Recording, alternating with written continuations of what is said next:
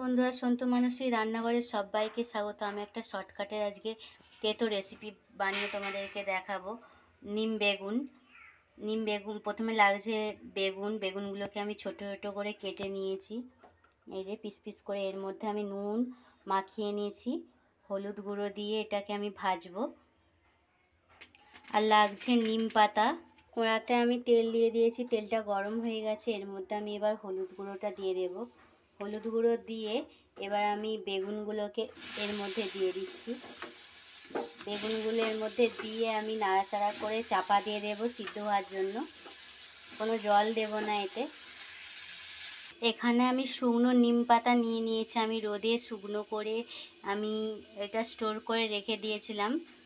নিম পাতাটাকে আমি ভালো করে রোদে শুকনো করে ভেজে রেখে দিয়েছিলাম। এটা আমি বেগুনের সাথে ভেজে নামিয়ে নেব। বেগুনটা সেদ্ধ হয়ে গেছে বন্ধুরা, অল্প নিম পাতা দেবে, বেশি নিম পাতা দিলে খাওয়া যাবে না, প্রচুর তেতো হয়ে যাবে। পরিমাণ মতো যতটুকু তেতো খেতে পারবেন ততটুকুই দেবেন। অল্প একটু তেল দিয়ে দিয়েছি। এবার আমি নিম পাতা গুঁড়োটা এর মধ্যে এবার দিয়ে দিচ্ছি, দিয়ে হালকা একটু তেলেতে ভেজে নেব।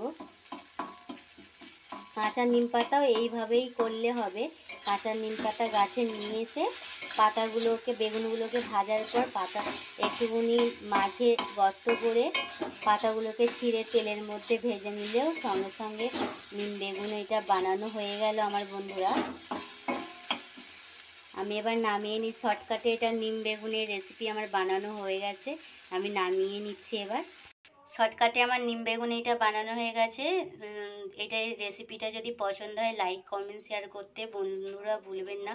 অবশ্যই সাবস্ক্রাইব করে দেবে। আমি এখানে এই ভিডিওটা শেষ করছি।